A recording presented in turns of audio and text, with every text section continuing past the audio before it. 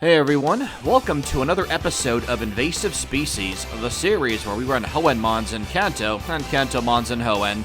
Last episode, Dustox gave us a rather lopsided performance, so will its Poison Moth counterpart, Venomoth, perform better here in Hoenn? Well, before we dive into the specifics, here's a quick rundown of the rules, and you can always find them outlined in great detail in the description below. We run on max IVs, no items in battle. Held items are okay, however. We pick the Pokemon's nature and ability if applicable, we pick the hidden power type, and every Mon has access to a single egg move. Mons who don't learn egg moves instead gain access to a move from the move tutor list from Fire Red, Emerald respectively. Compared to Dustox's base stat total, right away we can see that Venomoth has a bit of an advantage here. With a total of 450, 90 of those points are in special attack and another 90 in speed with nothing below 60. This is pretty solid and well-rounded. However, Venomoth is really lacking in one area compared to its Hoenn counterpart, and that's its starting moveset. The list says that we have 5, but unfortunately we can only ever have 4 maximum, so as a result we're not going to have Silverwind right out of the gate. That's fine though, as we can teach it by using a heart skill at the move relearner in Full Arbor, and we're definitely going to want that on our moveset.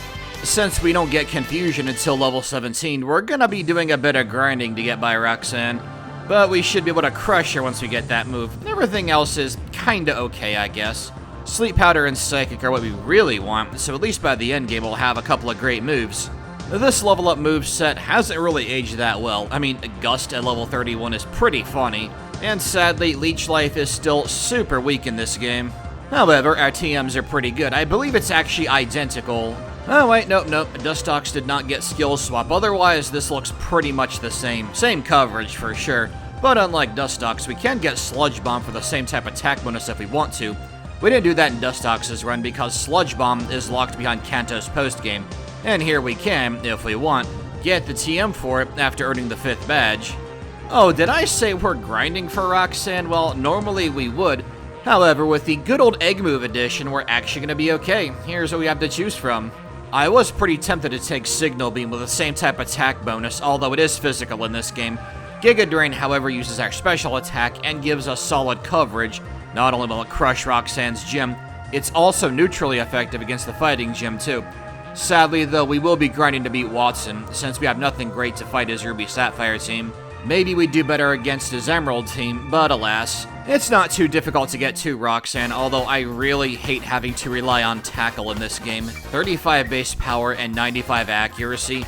Oh, this move misses way more than a move of 95 accuracy should. Thankfully, we're not going to need that for Roxanne at all.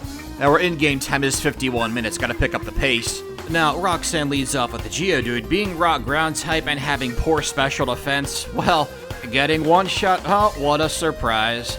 Now, Giga Drain does only have 5 power points, so if we don't do enough damage to Nose Pass, we could be in trouble actually. I decide to go for Supersonic, hoping it'll hit itself in Confusion. We confuse it, but it doesn't hit itself, but we hit pretty hard with Giga Drain. Not only that, but Rock 2 misses, which is pretty fantastic. It can't drop our speed ever because we have Shield Dust, a really awesome ability that blocks secondary effects of attacks. Rock Tomb speed drop, getting burned off of a fire move, frozen off of something like Ice Beam, etc. And yeah, Giga Drain did the trick. We were on our last power point, so it's good that we did as much damage as we did. Nose Pass does have pretty good special defense. Next up is the fighting gym. We are Bug Poison, therefore we only take 1/4 damage from fighting moves, except for Seismic Toss, which Machop has. Unfortunately for Brawly, however, by the time we make it to his gym, we do have Confusion on our move slot. So the strat is to spam Confusion, and when Makuhita does have Sand Attack, which could be annoying, but thankfully it wasn't. Next up is the Cycling Road Rival, typically a pretty hard fight in solo runs. Combuskin could deal big damage with Ember, but we also have Confusion, so let's see how this goes. Well, we start strong. Giga Drain one-shots Whalmer. May will send out Combuskin next due to it being super effective against us. We're going for Confusion, pretty solid damage. However, Combuskin's Ember also does quite a bit to us, and we're pretty much in the clear here. I mean, the Shrimp does have Stun Spore, which could be annoying, but because we crit it with Confusion, have a Sherry Berry, and just finished it with Thief, yeah, no problem there. Now, we have been leveling up along the way. That wasn't for Brawly or for this fight, it was for Watson, because once again, we don't have anything good for the team. We ended up grinding off of every trainer to the point where we could afford Psychic, which costs 3,500 casino coins, so 75,000 Poke Dollars. Thankfully, Ruby Sapphire's pickup is hilariously broken. Now, Magnemite does resist Psychic. Judging by that damage, it's going to be a 2-shot. The Sherry Berry cures Thunder Wave, and nice 2-shot. That was probably a good damage roll. Next is Voltorb, whom we outspeed and 1-shot with Psychic. As Magneton comes out, we're going for Stun Spore right away. And check it out, it can't move. That's good luck. We go for Psychic, deal about a third, it can't move again. Psychic, and it can't...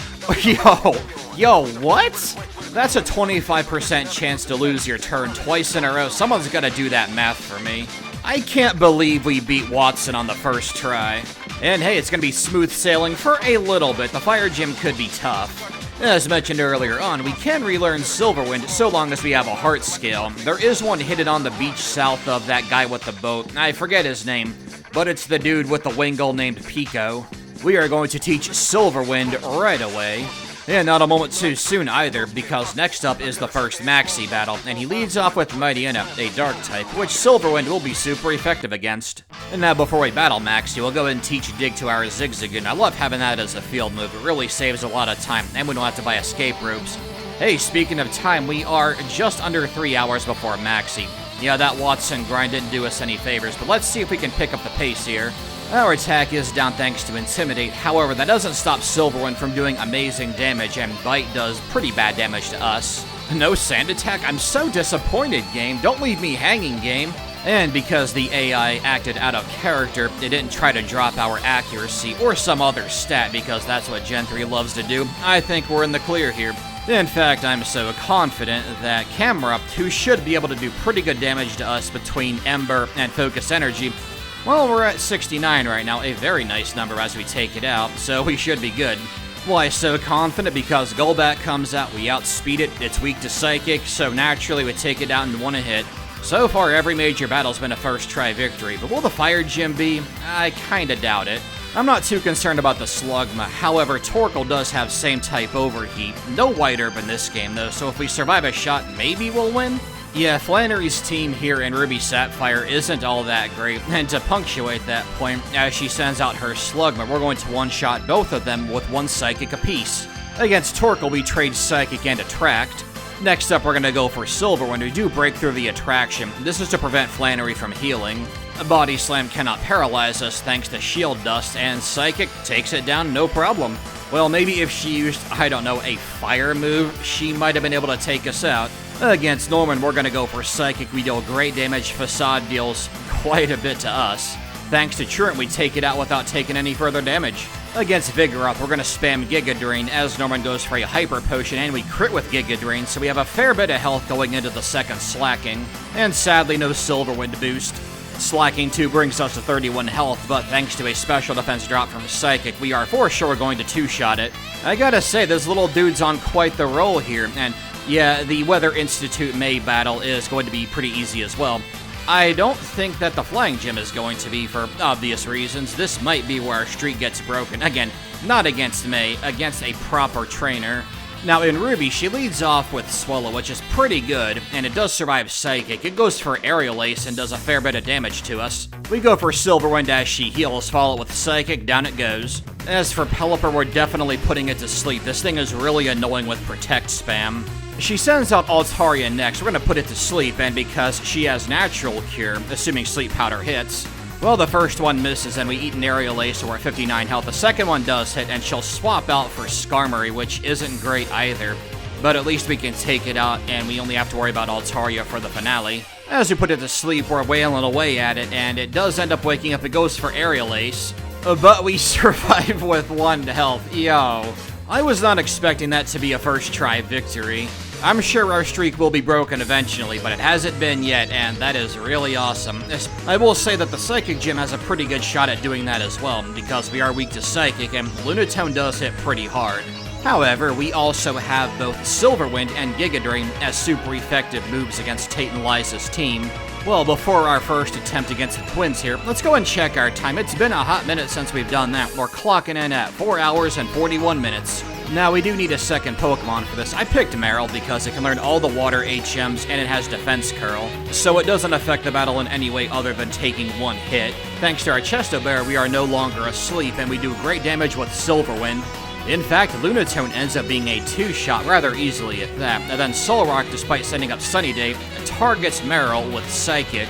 As Solrock has higher physical defense, we'll go and switch over to Giga Drain, and yeah, that's going to be a 2-shot for sure. Psychic ends up doing less than half, so he would have survived a critical hit as well. And I think you know the song and dance, Giga Drain, we win. Next up is the final Maxi battle. In this fight, he will have a Crobat, which might be faster than us, and despite the fact that we're super effective with Psychic, it is pretty hard, and it has Confuse Ray, so this could be troublesome. Not only that, but Mightyena has Intimidate, so Silverwind will be just a little bit weaker here as well. Now, we have Hidden Power, it's Fire by the way, for this fight. I actually don't remember why I taught it. It doesn't matter though, we can learn it naturally at level 52. And as we're bullying Mightyena with Silverwind, Maxi swaps out into Crobat. Let's hope Hidden Power Fire does enough damage. We put it to sleep, then hit it with Hidden Power, but it wakes up right away and deals about half with Wing Attack. Thankfully, it never wakes up after being put to sleep a second time. Now, Camerupt will take neutral damage from Giga Drain due to being part ground type. It does wake up and hit us with Earthquake, but we're able to outmuscle it with Giga Drain. Well, at least I didn't get punished for that one.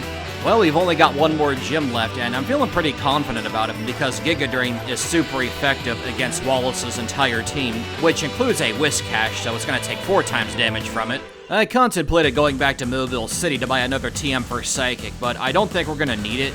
And with the amount of XP available from here to the Elite Four, we should have Psychic by the time we get to Wally. The endgame is kinda where Venomoth shines as far as leveling up goes because it is in the medium-fast level up group. And speaking of shine, Giga Drain one-shots Love Disc, great start. Next is Whiscash, and Amnesia would be scary, but we're faster, and it's 4 times weak to Giga Drain. Against Celio, I think we're going to try for a Silverwind boost. After we put it to sleep, Silverwind looks to be dealing just over a 4th, which is nice, but Celio wakes up, hits us with Water Pulse, we cannot get confused, again thanks to Shield Dust, nor will Aurora Beam drop our attack. Wallace sends out Seaking next, so it's Gen 1er versus Gen 1er, but it doesn't last real long. Sleep Powder and 2 uses of Giga Drain are going to take this guy out right away. Actually, now we'll go for Silverwind, and that was the right call. Last up is Milotic. We go for Sleep Powder, and it does connect. We go for Giga Drain, and we end up getting a critical hit, though I'm not sure if we'll be able to finish it off. I end up going for Hidden Power Fire to try to chip it down, but it chips it down just a little bit too much as Wallace uses a Hyper Potion. We use the last of our Giga Drains, but our held Lepa Berry restores those power points. And you know what the great part is that Milotic ends up never waking up, and that was pretty awesome because Milotic could have really messed us up. We first tried every major battle, unless...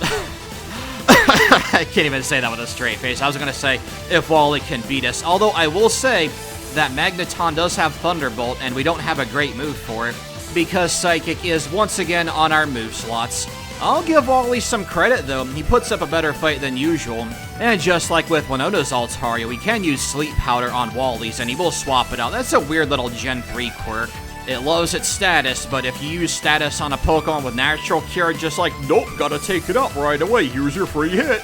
I don't know why I just did the Mr. Bucket voice there. But Wally never ceases to be himself, so we're gonna go run our errands real quick, picking up some rare candies and other items we missed along the way, and then head back to the league. Wow, Venomoth, undefeated up until Hoenn's league. That is pretty swell, although we got super lucky against Watson, which I don't mind that at all. I made sure to pick up the White Herb as well, because we don't want that Intimidate from Mightyena. Speaking of Mightyena, Sydney, yeah, I don't think we're gonna have much trouble with this guy.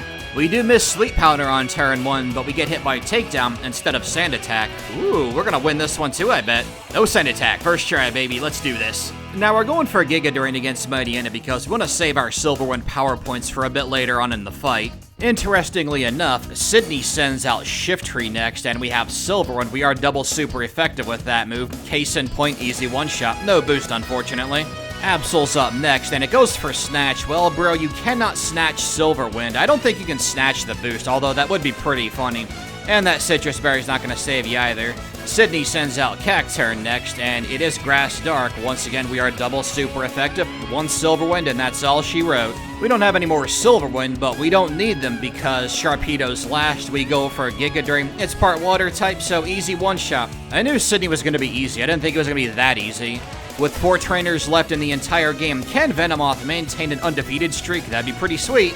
Now, she does have moves that are super effective against Venomoth, and the first Dusclops has Curse, which it loves going for right away.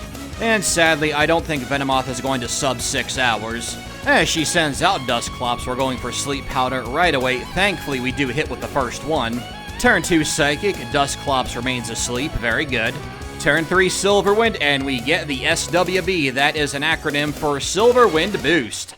However, Dusclops does wake up and it goes for Confuse Ray. Unfortunately for her, we have a Person Berry just for such an occasion here. With +1 to all of our stats, not only are we going to outspeed everything, we are going to finish off Dusclops with Psychic for sure. Sableye up next. We miss with Sleep Powder, and unfortunately it does go for Attract right away. We lose our first turn to Immobilization, and Psychic deals really bad damage. We do break through Attract and put it to sleep, and we also hit with Silver Wind. That's looking to deal about half damage there. Unfortunately, we remain immobilized by Love, and on the follow-up, we are still immobilized right as Sableye wakes up. We are immobilized yet again, Psychic again. Thankfully, our special defense cannot be dropped, but we can be crit. Fortunately, we are able to power through Attract and finish off Sableye with Giga Drain. We're still in the game. Next up, Phoebe sends out the first of 2 Bayonets, but unfortunately for her, it's a one-shot with Psychic. The second Bayonet comes on. Turns out we got a pretty solid damage range the first time, as it's not a one-shot, and we get burned off a Will-O-Wisp. Shield Dust does not protect us from moves like that. And now if Phoebe will use a full restore, we can use Giga Drain to stay somewhat healthy here, and then finish it up with a follow-up Psychic. However, I think it's all she wrote here because the burn damage, unless we crit Dusclops, will take us out. Well, we're going to try for that critical hit. We do put Dusclops to sleep. We're going to go for Psychic naturally, and what's really funny is that we don't get a critical hit, but we get a special defense drop. That doesn't matter though, because with 6 hit points left, the burn finishes us off, ending Venomoth's massive undefeated streak. You know, I cannot in sincerity be upset by this. Venomoth remained undefeated for way longer than I thought it would. Sure, we got really unlucky against Sableye, but considering how lucky we got against Watson earlier, not gonna complain about that. Now, as if to make up for the fact that we've been undefeated up until this point, boy did we take a lot of losses against Phoebe. But this fight is very RNG heavy, so it's kind of to be expected. Now, because the first Dusclops has Confuse Ray and Curse, Sleep Powder on turn 1 is the strat. It's pretty annoying to fight her without a move like that because Phoebe can go for Curse on turn 1 and just end a solo run right away when you're fighting her. Now, although no saving is not required against the Elite Four, I do have it as an optional stipulation. And most Pokemon running here in Hoenn have their streak ended at Phoebe right away because if you win on the first try without no saving, your rank goes up quite a bit. No such luck for Venomoth, but hey, I don't mind. Now against the first Dusclops, we're going to try for Silver Wind Boost again. We don't get it unfortunately, but we take no damage taking it down. Out comes Sableye and it's revenge time. We put it to sleep and we get a Silver Wind Boost. You love to see it. Pre-League, I don't think we actually got an SWB.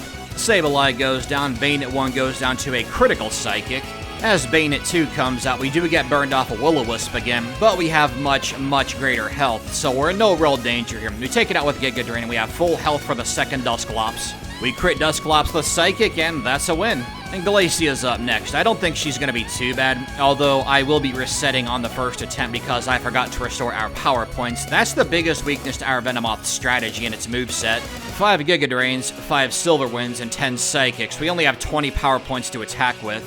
We're going to put Glalie to sleep and then try for a Silver Wind boost. We don't get it, unfortunately. Right as it wakes up, hits us with Ice Beam. Glacia will use a full restore here. Better on Glalie than Walrein. I get real greedy here with Silver Wind, and I pay the price as we get hit with Ice Beam again. As we reset, we're going to try getting Silver Wind boosts again. My mentality here was, man, we got a lot for Dustox, and it was amazing. If we can get at least one for Venomoth, it's going to be really awesome, as represented during the Phoebe fight. Well, in lieu of our amazing luck up to this point, we don't get a single Silver Wind boost as Glalie goes down. Next up is Celio. Not a whole lot it can do to us. No Silver Wind boost. We take a bit of damage, but Giga Drain finishes it off. We have plenty of health for the rest of the fight. Sleep Powder misses Celio too. It sets up Hail, but we put it to sleep on the second try. We go for Giga Drain, dealing about half. It remains asleep. We follow up and take it down. Glalie 2, the strategy is Sleep Powder and Psychic Spam, which seems to be going pretty well. Unfortunately, we don't deal enough damage for a 2-shot that wakes up, hits us with Ice Beam. Glacia heals her Glalie, we can put it back to sleep, and we safely take it out with Sleep Powder and a couple uses of Psychic and a crit for good measure. Sleep Powder misses Walrein, and we get crit by Blizzard. You know, despite that, I have to say this is still some of the best luck I've ever had in a solo run. And from here on out, I'm like, you know what, let's just put them to sleep and combo Psychic and Giga Drain for some consistent 2-shots, although the Glalies won't be because they don't take super effective damage from Giga Drain. Point being, forget going for Silverwind, just take these guys down. And against the second Glalie, we're really not having great luck with this. We do put it to sleep and it wakes up right away, and we miss Sleep Powders and are getting bombarded by Ice Beam and Hail. As Glacia goes for a full restore and we bring it down to red health, we're going to go for Silverwind to finish it off. Sleep Powder hits Walrein, we're going to spam Giga Drain and hope to heck it don't wake up. And would you look at that, Walrein never wakes up from its snooze. Well, that was a little tougher than expected. Next up is Drake, the Dragon Trainer. Normally, Shelgon is really annoying with Rock Tomb. We will take super effective damage from it, but we don't have to worry about our speed being lowered. Shelgon does bring us to about 2/3, but we go for Silverwind and get the boost right away. I think we're going to need it to get by Drake at this level. And what's better than 1 is 2, with a critical hit for good measure. This is pretty great, especially when we get to Flygon. With 2 boosts, we're only dealing half damage with Psychic, so yeah, that was pretty much mandatory. The second one has Sand Attack, we're putting that thing to sleep right away. We go for Psychic, deal great damage, and then we go for Silver Wind, and we get a 3rd boost. Oh man, that's what we call 18 karat gold luck. After falling asleep, Psychic straight up one-shot Salamence, but not Altaria. I didn't expect that. But it just goes for Dragon Dance. It's inconsequential. I knew not giving Venomoth Ice-type Hidden Power was the right call. We only have one more trainer left to fight. We actually match up pretty bad against Steven Stone. We're going to reteach Hidden Power Fire and Sunny Day because those do have synergy, and we're going to get rid of Giga Drain. It was awesome the entire run, but it's only really effective against Claydol. Let's hope that this was the play. Now, Skarmory is pretty good to lead off with against our Venomoth because, well, it's flying type, it's super effective against us, and it cannot get poisoned due to being steel type. That said, it does like going for Toxic, but because we are poison type, it will only ever waste at most a single turn by setting up spikes. But it turns out that that's not really an issue as we go for Sleep Powder and we put it to sleep. Well, then it wakes up after we set up Sunny Day, then goes for spikes. Well, okay. We put it to sleep for safety and one-shot it with Hidden Power. Turns out we didn't need that Sleep Powder. We're definitely putting Cradilly to sleep. We go for Silver and get SWB. Cradilly wakes up and slaps us with Confuse Ray. We power through Confusion, put it back to sleep. We go for Silverwind, we crit Cradilly, and we level up to 60. We snap out of Confusion, we put Claydol to sleep. We go for Silverwind, deal over half, Claydol stays asleep, so we're going to follow up and 2-shot it. Out comes Armaldo, we put it to sleep, we're going to set up Sunny Day. Hidden Power will 2-shot, thankfully Ancient Power doesn't crit, that did a lot of damage. We finish it off, out comes Metagross, and speaking of critical hits, we crit Metagross with Hidden Power Fire for the 1-shot. Wow, so the only time Venomoth lost battles was against Phoebe and against Glacia. I cannot believe how phenomenal this little guy performed. Our level was good, our time was pretty good, though unfortunately, because we had to grind up to get through Watson with Psychic and got super lucky, that did slow us down just a bit. We actually were slower than Dustox, if you can believe it. But at level 60, we were 20 levels lower too. And we're gonna clock in our final time at 6 hours and 6 minutes. Where does that place Venomoth? Well, level 60 is early on into the A tier. In fact, we leveled up during the final fight, so we just hit that A tier. 6 hours and 6 minutes is pretty early on into the B tier. Now, for our little tiebreaker, I mean, Venomoth did amazing. Again, with no losses up until Phoebe, we gotta give Venomoth the benefit of the doubt and put it in the A tier. Hope you guys enjoyed that run. We're going back to Kanto next time with one Trapinch. See you there.